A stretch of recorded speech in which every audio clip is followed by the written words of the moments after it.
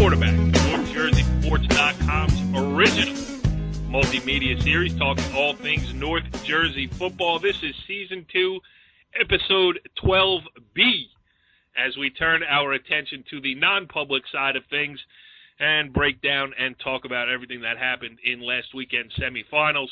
We'll talk a little bit about what's coming up next weekend in the finals, mostly at MetLife Stadium, but we'll save most of that for our preview show next week. I am Corey Doviak, being joined by almost the usual cast of characters, except we have a new guy sitting in the Richie seat. He is the international man of mystery, Pat Rice. What's up, Pat? Hey, same old, same old. Running around watching a little football, I presume? Yeah, now that I found out that Phillipsburg Easton is postponed till Saturday, the wheels are turning. I'm not guaranteeing it, but who knows? If I had $10, I would put it on the fact that Pat Rice is at Easton Phillipsburg on Saturday. And I could even go to West Deptford and Paulsboro because I'm going to do down at my father's tomorrow, meaning Thanksgiving Day. So who knows? Brandon, that's dedication, huh? Brandon Gregory? Most definitely. I will be at work in Newark, New Jersey at a halfway house, so I'm just as dedicated.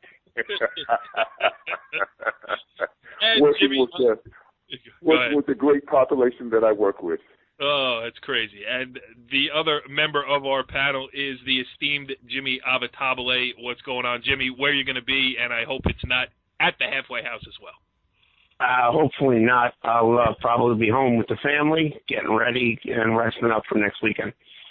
And I will be making pink drinks for my wife on Thanksgiving, which is how we choose to spend it. So it's very enjoyable all around. Sounds like it's going to be a good day. But we got a big show here tonight because Brandon Gregory and I, well, you got to give Brandon all the credit here because he has gotten us some great guests this year. And the latest one is St. Peter's Prep's Minkah Fitzpatrick, who, Brandon, we interviewed him last night, that being Tuesday, as we taped this on Wednesday night. We got a good 12-minute interview with him, and the hits just keep on coming for you, huh, Brandon? You get all the big names on the show. Well, I'm greatly appreciative of that. We were able to get some pretty good kids this year. We got Brandon Wimbush to start the year rolling. Then we had Nolan Broganson, and then with closure we had Minkah Fitzpatrick. So that's Boston College, Notre Dame, and Alabama. I don't think you can do any better than that on anywhere around here right now. Corey, Pat, Jimmy. Agreed, 100%. The industry leader, as it were, here on the Monday Morning Quarterback, getting all the big names, and it's been a lot of fun. So we're going to get into what happened last weekend. We got a lot to talk about because there were obviously some interesting happenings around, especially around, non-public Group 3 for sure, non-public Group 2, almost a huge upset. And very surprising in non-public Group 1, and, of course, non-public Group 4 is the one that everybody's talking about. We'll do that, too. And we'll start it with the interview that Brandon and I taped yesterday with Minkah Fitzpatrick. All right, Brandon. Well, another great get by you as we are joined by one of New Jersey's best high school football players. He is St. Peter's Prep senior Minkah Fitzpatrick. Minkah, thanks for joining us here on the Monday Morning Quarterback. Yeah, thank you for having me on the show. Well, we're glad you were able to join us here, and there's a lot of things going on for you right now. I mean, and I guess we'll start with what happened most recently, and that was the non-public Group 4 state semifinal win over Bergen Catholic. And I know you played them earlier in the season. I know it was a comfortable victory for you guys. A little bit different this time around as, they got off to a fast start, and you guys had to show that you could come back. Yes, sir. We knew that they were going to come out playing us a whole lot harder than they played us in the first game. It was a great game to play, great competition, and Coach Hanson usually saying that somebody has to lead the team, and me and Brandon in the second half, and the defense we stepped up our game and we did what we had to do and helped lead our team. Yeah, I was getting to that. Touchdown catches in the second half of 42 yards, 44 yards, 64 yards. All the scoring, 21 points in the second half with Brandon Wimbush, the quarterback on Notre Dame. You're going to Alabama. I mean, obviously you two have a connection. Obviously you two work well together. How much do you guys feel like, hey, our time together has been great. It's coming to an end. We got to get this thing done. I'm it kind of hit me a couple times this week. Just thinking about it. Like, we only have one more game left in our high school career together, and it's kind of crazy, kind of mind blowing. But we gotta go out there and finish with a bang, and that's what it's all about. Absolutely. Go ahead, Brandon. Yeah. Now, also just to add on to that question, to what Corey just asked you, Minkah. You've had a great senior year so far, leading up to the Paramus Catholic game. What are your fondest memories so far this year? Just playing with the team and just going out, playing on ESPN, playing on national television, and just going out there having fun all the time, every weekend and week out with my team, and just relationships that we formed, and it's some things that you'll never forget. This year, too, with your schedule, I mean, you've played some tough out-of-league games. I mean, the only loss coming against the IMG Academy down on their home field in Florida. When you went into that Bergen Catholic game, it was something that we've been talking about on the show as we've been watching from afar a little bit. You guys maybe weren't as battle-tested going into – I don't want to say battle-tested because you played big games, but you hadn't played one in a couple of weeks. Now you got that one out of the way. You played great in the second half. How is the mindset different? Do you feel like now you're raring to go? Because as Brandon mentioned, the Paramus Catholic waiting for you in the Meadowlands in a week and a half?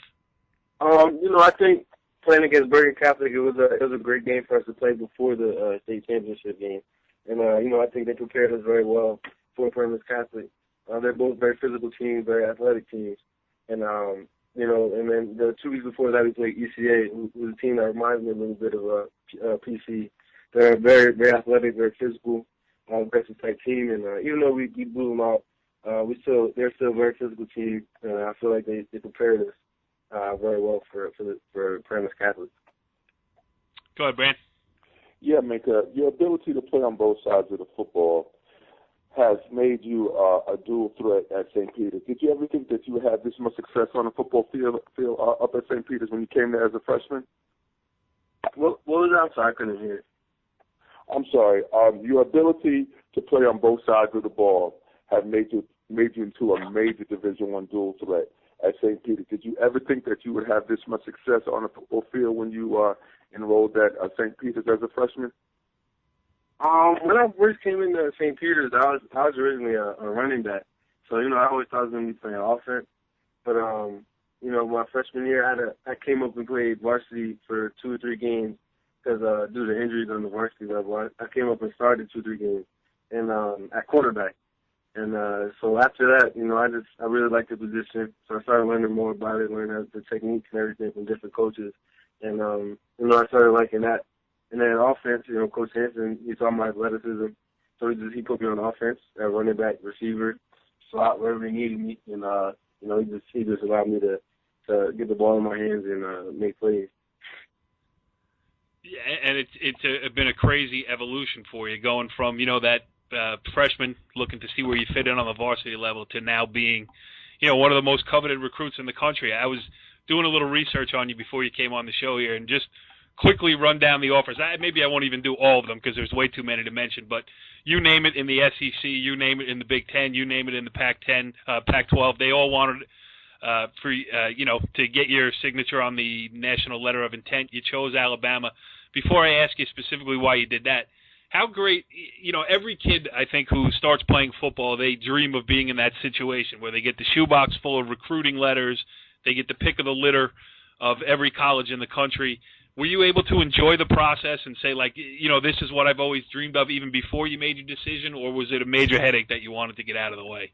It's a major blessing because, like you said, there are a lot of kids that would like to be in my shoes, and you can never take it for granted because it can be taken away from you at any moment. And it's a lot of hard work, a lot of time, energy. But at times it could be a little bit. You could have a headache a little bit at times, but you always have to keep a clear head, stay humble, and focus, and you'll get through it and just always see it as a blessing. Has the phone stopped ringing a little less now that you've made your official decision? You know, a little bit less, but you know, some coaches still they still checking in. The coaches that really want you, they still talk to you, and you know, that's something that you have to keep in mind. Go ahead, Brandon.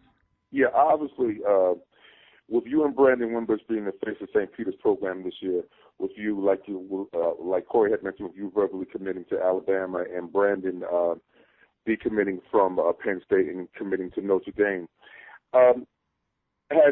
Leading up to this year, you know, you touched on it a little bit with the answer, Corey, but have you felt that pressure to be successful on the field? Did you feel a little bit more pressure? Did you feel a little bit more at ease with your commitment to Alabama? Because I know you were going to Alabama early, so, you know, and I just wonder how you felt about that going through the course of this year. You know, knowing that we were two kids that have those two major scholarship offers, and that we're committed to schools early. You know, kids, you have those teams that as soon as they make a play, as soon as they tip the ball off, whatever, say Brandon's throwing the ball, they get all riled up and everything because they made a play against Brandon Wimbush or they made a play against Minkah Fitzpatrick. But you know, that just gets us more ready for the game and gets us more hyped up because we know that we always got a target on our back basically. So you know, you always got to be on your 110% game. Your A-plus game, as I say, all the time. And I feel like that it kind of helps us a little bit to always keep us on our toes and, yeah. You know what's great is that, you know, Brandon and I have gotten to see it now as we get older. But those kids that you've played against, as you just mentioned, you know, trying to make a play against Minkah Fitzpatrick, they're going to be in, I don't want to say in the bars yet, but, you know, when they become 21 and they're talking stories with buddies, they're going to be like, I remember one time Minkah Fitzpatrick, either he broke my ankles or they tackled you or whatever. I mean, for me personally, it was Ray Lucas, the old Jets quarterback who played for Harrison. I took a charge on him on basketball, and I'm still talking about it all these years later. So you're that guy for a lot of people, man. Yes. Yeah, and that's good stuff. So, all right, how much does Coach Hansen talk to you about the history? You know, I mentioned that I am old enough to have covered St. Peter's last state championship, and they had a ridiculous athlete back then, too, a kid named Will Hill. How much does Coach Hansen bring that team up, and does he use that as motivation for you guys, or is he letting, you know, this team, the 2014 version, kind of have its own journey? You know, a lot of the media people more mention it than Coach Hansen. Coach Hansen, he's real focused on this team, and he's saying how it could be one of the best teams he ever had at Prep. And you know, we have a whole bunch of athletes on our team that can make plays. And you know, but he does mention like how dedicated that team was and how focused they were. And he wants us to be the next team after them to go and get it. Last one from me. How about last year? Obviously, the disappointing 13-6 loss in the state final. Where do we find those 8 points to turn it around this year? Those 8 points? Yes, right. Wasn't it a 13-6 final score last year? Yes, sir. Yeah. So you need 8 more. Look, I can do math. I can't run a 4.40, but I can do a little math. Yeah.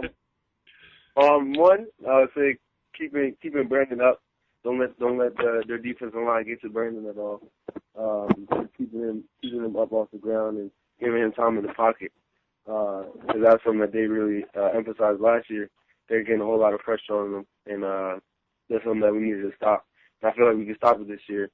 And then 2, just let our playmakers make plays, and that's what we do once we get the ball in our hand in open spaces.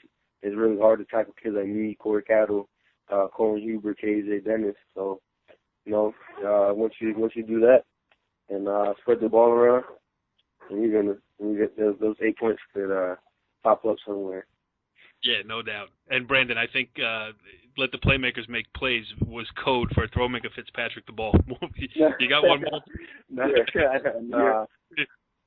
I understand. No, you're a team guy. I get it. Just a bad joke there. Go ahead, Brandon. I actually have one last question, and then we'll close out for the night, Minkah. You know, obviously, like Corey's talking about, you had 3 touchdowns last week in the third quarter against Bergen Catholic, propelled your team to the big win in the second half. How important has your line play been this year, especially in that quarter against Bergen Catholic. And I'm just going to mention a couple names of the guys that play on the offensive line, because as we call them, the big uglies, they don't get enough credit. Stephen Trujillo, Ben Pachulia, Jose Palomino, Freddie Uwikio, and Dave Talentino. How important have they been to what the overall success that you've had at St. Peter's? And then in that third quarter, they gave Brandon such a clean pocket so that he could step and throw, and you could use your great linear speed, as I call it, to make those three fantastic plays, buddy. And Minkah, before you answer that question, did he get any of those names right? He messed up the first name. Ben Petrula, Stephen Trujillo, David Talentino, and Jose Palomino, and Freddie Lucio. That's why we love Brandon. But go ahead, answer the question. Last week, Brandon had so much time in the pocket. It was kind of crazy because I was running down the field, and I was waiting for Brandon to throw the ball, but I was looking in the backfield, and I was like, wow, they still have some time. And I was keep running, I'm like, wow, they still have some time. And then I finally see the ball come out the backfield while I was like 50 yards down the field. But this year I don't think Brandon has been sacked this whole entire year, which is something that's kind of crazy because you never hear some quarterback never getting sacked. They've been doing a great job coming up and protecting him, and also just in the run game. Also, our run game this year hasn't been as huge as it usually is. But when we need to run the ball, we can run the ball, and but our pass game is so dominant that sometimes we don't need to do it. But they're great run blockers as well. And like I said before, just they're outstanding at pass blocking. Brandon hasn't been sacked one time, which is a crazy statistic. Minkah Fitzpatrick, the senior wide receiver for St. Peter's Prep. One game left to go in what's been a brilliant high school career. We thank you for joining us here at the Monday Morning Quarterback. And since you were kind enough to come on, I'm not afraid to say it, I'm rooting for you, pal. Yeah, thank you, sir. Thank you. And, good luck with everything. Good luck going forward. And also, Brandon, we're looking forward to watching him on Saturdays next year. That's going to be fun, too. Hey, we talked to that kid.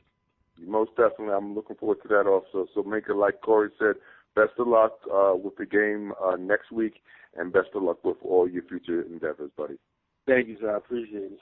Well, Brandon, that was interesting stuff with Minkah. And you know what? I mean, not only a great football player, but the kid sounds like he's having a lot of fun here down the stretch of his senior season. Yeah, the interview that we did with him was really good. We get to see a little bit of a lighter side of him.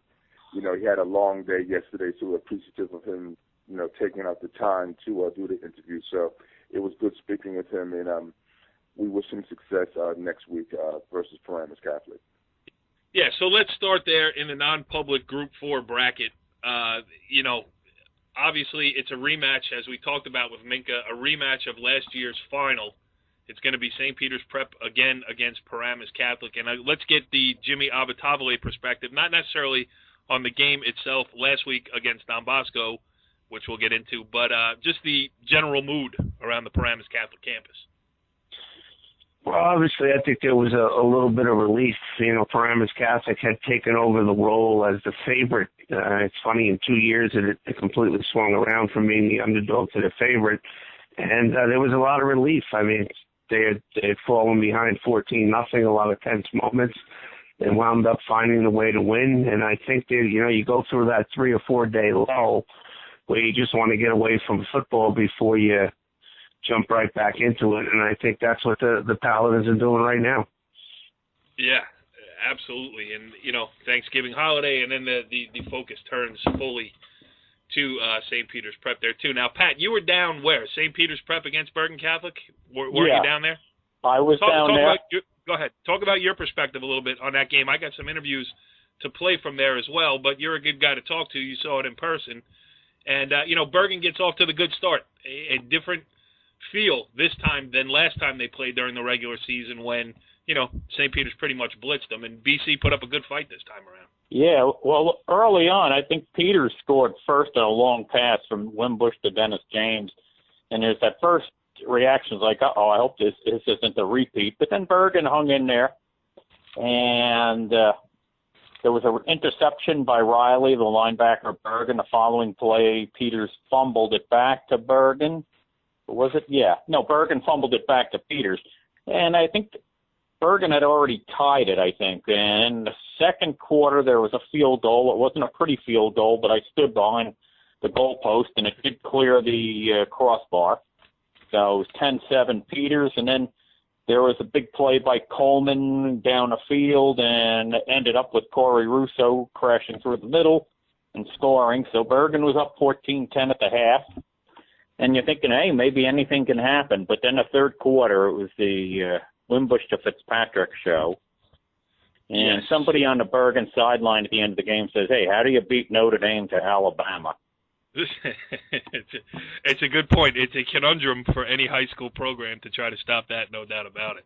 Oh, yeah. Some of those throws, I think I haven't seen high school throws like that since Chris Sims was at Ramapo. That's a good point. They really go through. Plus, he can beat you with his feet if he has to. Yeah, but he's a pass-first quarterback. You know what I mean? Yeah. He runs out of necessity, and if he could add more to that part of his game too. But he's a pocket passer. Yeah, no, that's why I said if he has to. But yeah, definitely he can put that ball up. There was the last touchdown pass to Fitzpatrick. He had it, I think, 65, 70 yards in the air. And that's quite impressive. The legend of that pass will grow as time goes on, because it was officially a 64-yard touchdown pass. Yeah. And I've already heard that it went 70. So, but what Cordell Stewart to throw it to Michael Westbrook, that was 150 yards in the air, I think, at this point now too. But it's right. one of those plays that people remember forever. And Brandon Wimbush got off to a tough start, an uncharacteristic tough start for him. But then turned things around in the second half, and Brian Carr caught up with him after the game. Let's hear what he had to say. We have that connection on the field, so we know what each other are going to do on the field, and he just goes and makes plays for myself. And it's not because he doesn't have, he's having a bad year. It's because of the way he's watching you guys, you using your other people. Was there something about you wanting to get to him, or was it just a matter he's running that post and he's open? Yeah, it's just a matter of him being a better athlete than a lot of the guys on the field. I mean, we have 5 of those guys, so and I feel like we have all the dynamic people in the world. So, I have all the options. And, I picked Minkah tonight, and maybe next week it'll be Corey or other 40 guys. How about the first half, Brandon? You have been so good about staying away from interceptions. You got picked 3 times. Talk about fundamentally or what was going on. Oh, that was tough. They were dropping back. They were dropping 8 in coverage and only rushing 3. So, I had time back there, and I just didn't make the right reads. And, my guys went to go make plays for me, but I just wasn't helping. I weren't helping them out. But we came back in the second half and did what we had to do. It seems like you flipped the switch then, Brandon, because you made all the right decisions in the second half. Like I said, I came back in the second half, and the guys made plays for me, and I got my contacts back, which was a big help for me. Okay. You didn't have them in the first half? I didn't have them. I got one got poked out, so came back in the second half and did what we had to do. That'll make a difference. Right? Yeah. And Minkah's ability to just get deep on people. Yeah, he runs like a 4.4, 4.5 speed, so I know he's going to get behind the defense, and the defense was playing at 12 yards, and that one play he just got behind him, and I knew what he was going to do. Played the first half without his contacts. That does shed a little bit of a different light on the situation. But Brandon, the thing that stuck out to me in that conversation, and I believe that was with Mike Kinney of MSG Varsity, formerly of the Star Ledger, who Brian Carr must have edged in on. Just a matter of him being a better athlete than everybody else on the field was what Wimbush said about Minkah, and that reminds me of our conversation with him. We said, well, it's just a matter of getting it into the hands of the playmakers, him being the playmaker. Most definitely, and also interesting thing that I found in the course of that interview was the fact that Brandon realized that there was 8 guys dropping back in coverage, and he was a little bit impatient. So that also shows you the growth and development of a true high school quarterback, that he realizes what he did wrong, and he was able in the second half to make the adjustments necessary to be successful. And he sure enough showed his ability in the second half against Bergen Catholic. Yes, and when you have an athlete/thinking quarterback like Brandon Wimbush is, it's easy to be a quarterback coach at St. Peter's Prep. Brian Carr caught up with that guy, the Marauders quarterback coach, Billy Fitzgerald. Let's hear what he had to say after the game. They're here after a big St. Peter's win over Bergen Catholic, 31-14 here with Billy Fitzgerald. Excuse me. The Irish guys, Yeah. Hey, Billy, what do you think of the game? Great game. Quarterback had a great game. The rest of the team was good too. Go ahead, tell us about it. He did a great job. It was probably his worst game that he's played all year. He threw 3 interceptions. He threw 1 the entire year. But the kid fights and fights for his teammates. And he hung in there. He got hurt. He made some big runs after he was hurt.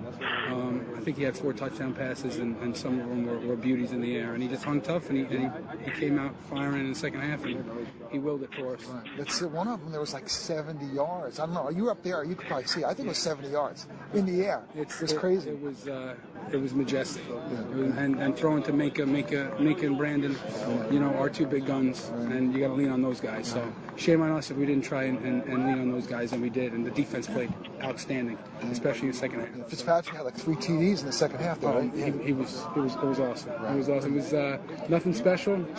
Go deep, lay it out there, let him run under it, and he did. And they worked so much together that, that's the chemistry they have. It's going to be pretty big going into the MetLife to play a rematch last year's game. Right. Everybody's going to be pretty motivated for that, huh? Absolutely. We came up short last year. Brandon didn't finish the game, so there's unfinished business on our end. Right. Thanks a lot, Bill. Appreciate it. I mean, it was such a great throw that Billy Fitzgerald there came up with a new word. It was majestical. I mean, it's all over the internet, on YouTube and everything. I mean, you hit it on the head, Corey. He's a great pocket passer. He looks to do that first, and he can really sling it. But if he has to take off, I mean, he's equally as effective doing that. I mean, the one thing that we lost in the game was the outstanding season that Nunzio Campanelli and Bergen Catholic had. They went in there with a game plan of, hey, let's sit people in coverage. Let's hope that they try to force it.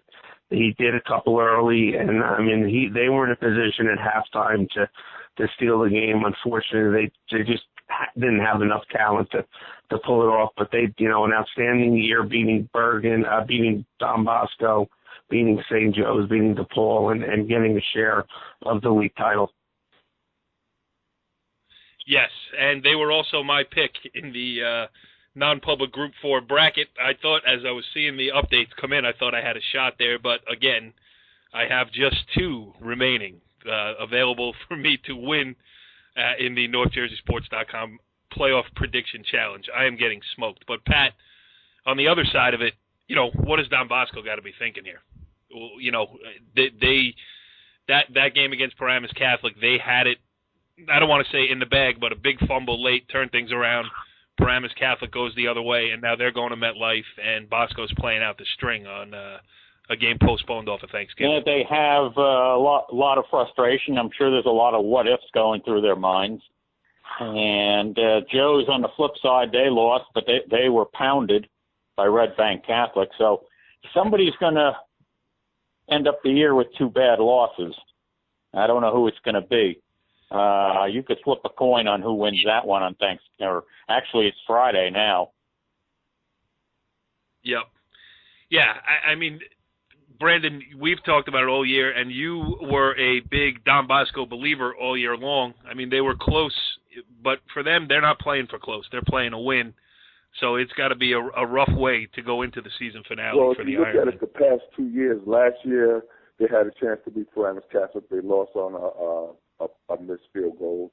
This year, they're driving. They do what they have to do. They have the ball with about less than 3 minutes to go. Quarterback makes mistakes, and what we're starting to see maybe is just a little bit of mistakes that Bosco normally doesn't make. They made the last couple of years. And Coach Toe preaches, special teams, and he also preaches holding on to the ball at the end of the game.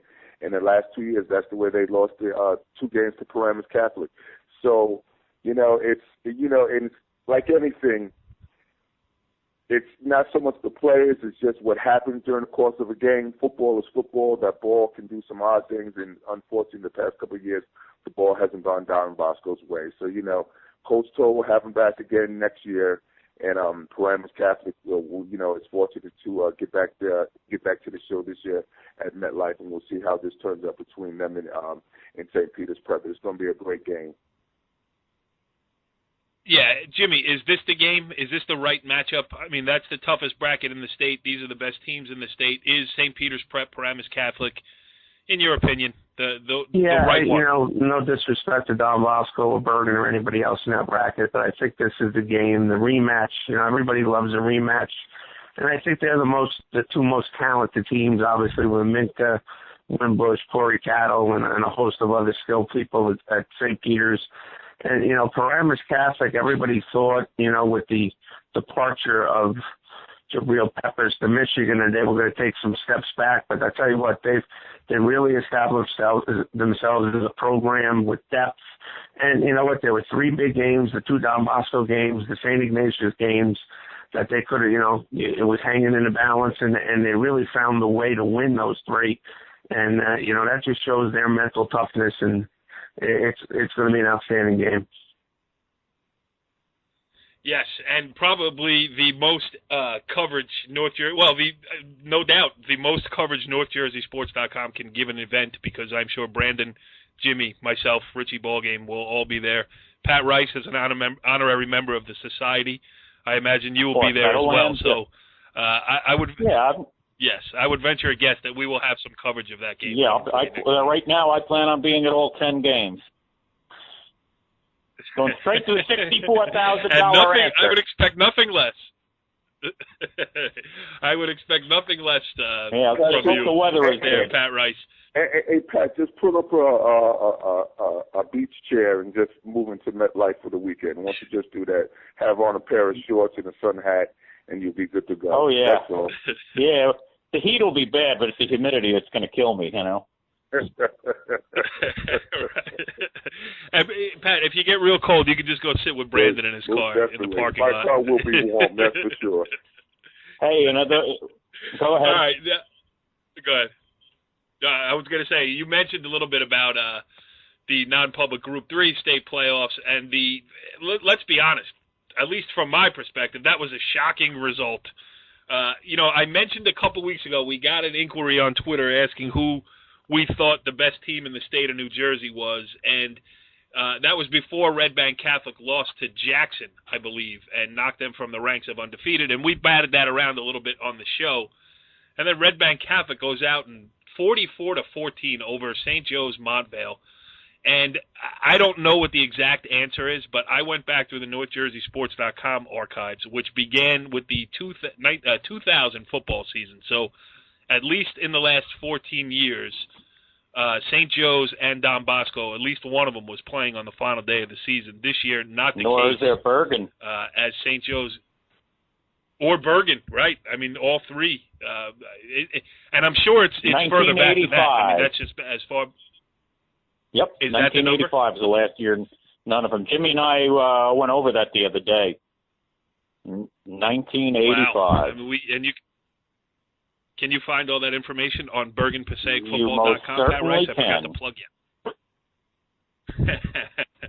Which I should do, because it is an awesome site. If you're a football fan in North Jersey, it's a great resource of football from North Jersey. Pat Rice painstakingly put together the information. He compiled it, research the old school way, going out and finding it yourself and not Googling everything. And he went did to the library. BergenPassag. At BergenPassagFootball.com. Yeah. So check that out. I don't think you can find that on the internet anyway. I went to the library. A little microfilm. Yeah. Now you can. Yeah, now you can, yes. Well, go ahead. Give us your perspective on St. Joe's then. You know, you mentioned that they got a few weeks ago, I was down at a shore game, and I said to one of the guys down there, I said, hey, this might be the year Red Bank Catholic finally does it. And he was kind of like, I think he said Mike Quick. It said, Joe's will beat him. And then they lose to Jackson, and after Joe's beats Paramus Catholic, I'm saying, yeah, well, I guess Joe's will beat him this year. But then, hey, it happened. I'm not shocked that they lost, but I'm shocked that they got blown out. Right. How about you, Jimmy? What's well, your... I know Red Bank Catholic Coach Portella, who was an assistant at Don Bosco with Jackie Moore in the late 90s before Coach Toll came in. You know, he's been building that program there for the last 5 or 6 years at Red Bank Catholic with undefeated freshman teams. And he's molded his program after the North Jersey parochial powers as far as toughness. And I'll tell you what, they went with double tight I formation, and they just basically ran the ball down St. Joe's throat in the second half. And, let's not forget something about St. Joe's. They are still a very young football team. And yep. Coach Augie is still settling in. And it was a situation where it was 14-14 at halftime, and Red Bank Catholic came out hot in the second half, and it just snowballed on St. Joe's. And, that happens when you're young, and it'll be a learning situation for them at St. Joe's. Yeah, and characteristic of a young team, they were kind of, not that their record shows, I mean, they still had a great season record-wise and everything else, and if they beat Don Bosco on Friday, then it's actually could still be a good year. But they had their ups and downs all year long, even inside wins and inside games.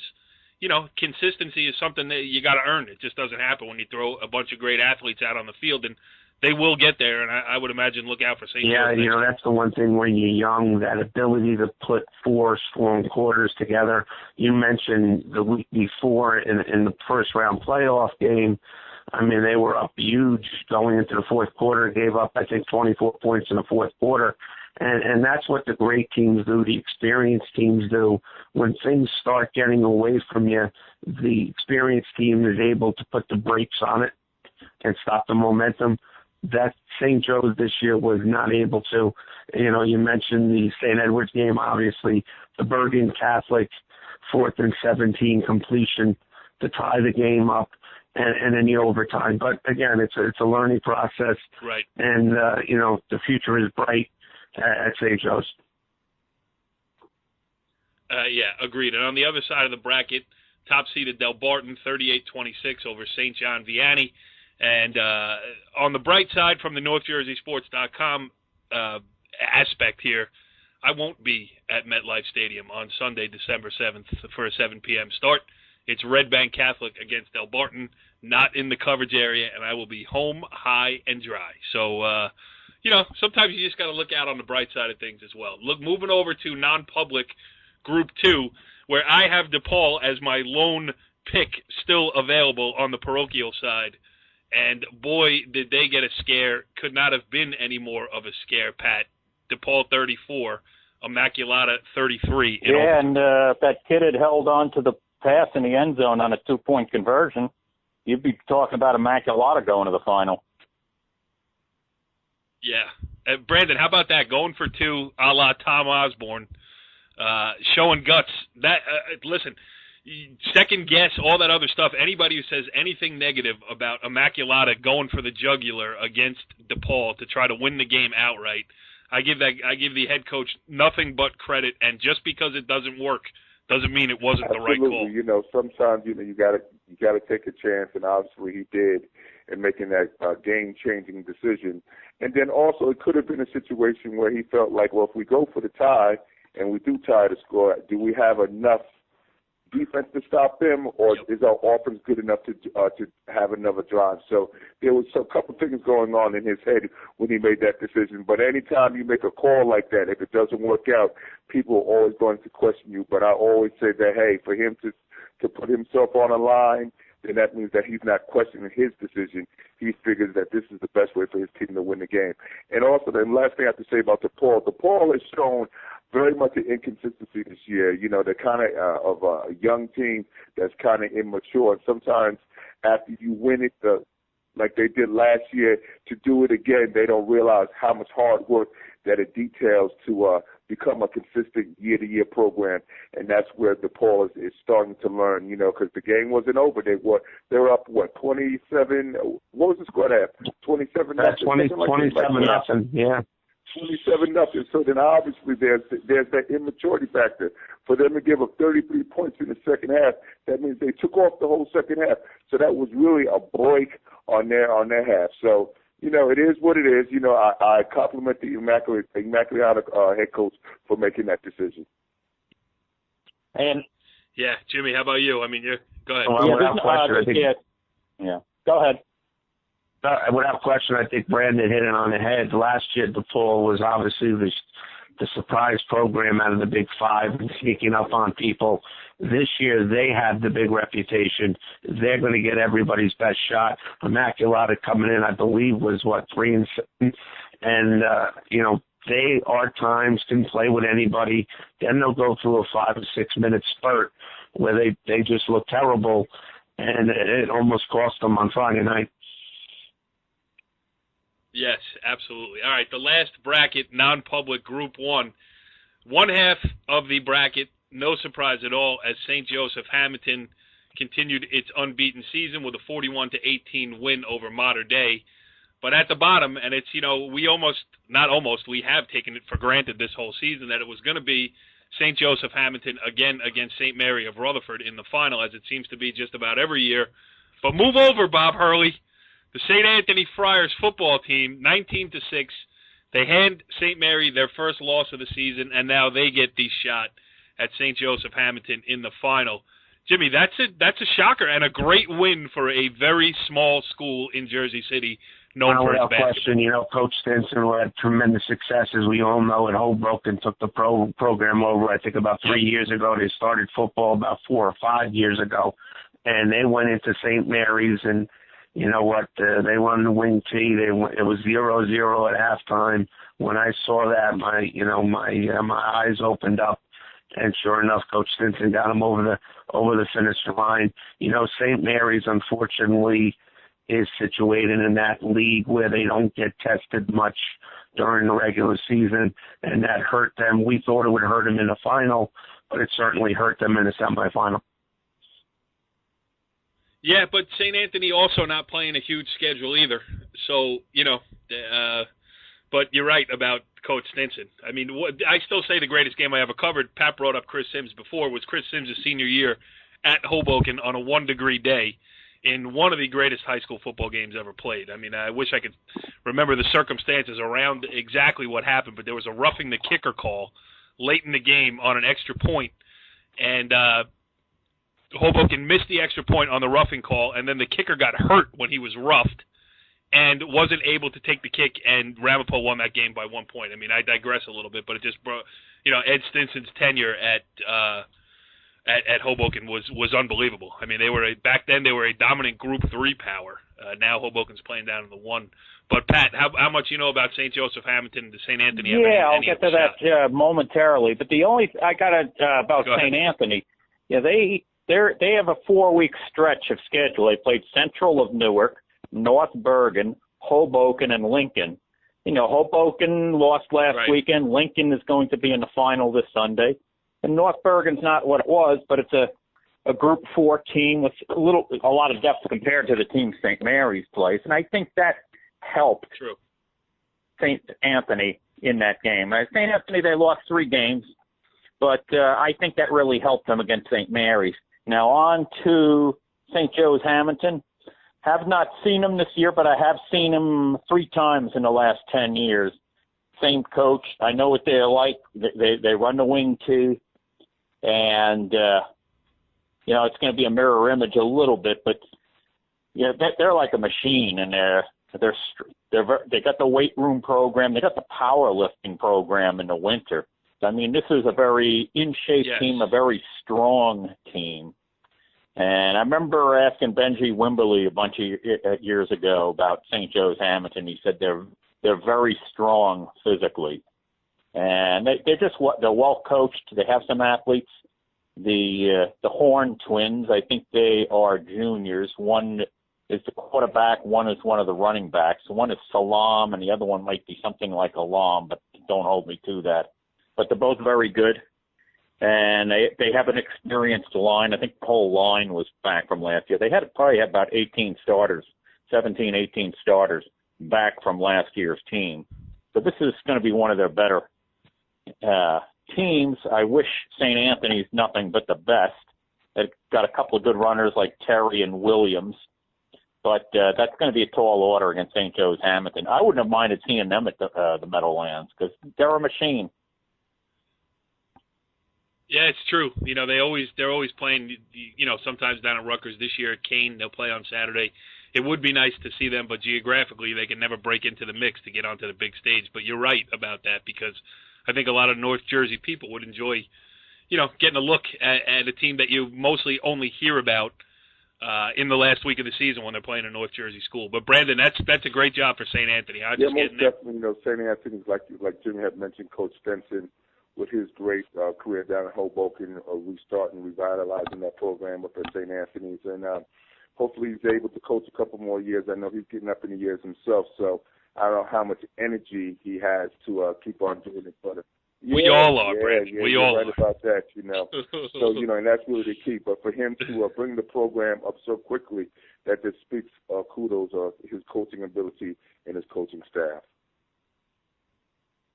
Yeah, absolutely. I mean, it's going to be interesting to see if he can sustain, if he can grow from this, or if this is the high point for St. Anthony. But, if he stays in it, stays energized, I wouldn't put anything past Coach Stinson there at St. Anthony. So that's it. That's the non-public state playoff review. Again, as I mentioned, we are going to do a preview show of the state finals. We got nothing else to do until the basketball season starts and everything else. So next week we'll do a show or two. We'll try to bring in some guests, try to get some local coaches on to talk about what's going to go on next week at the Meadowlands. We're all looking forward to it, so why not talk about it?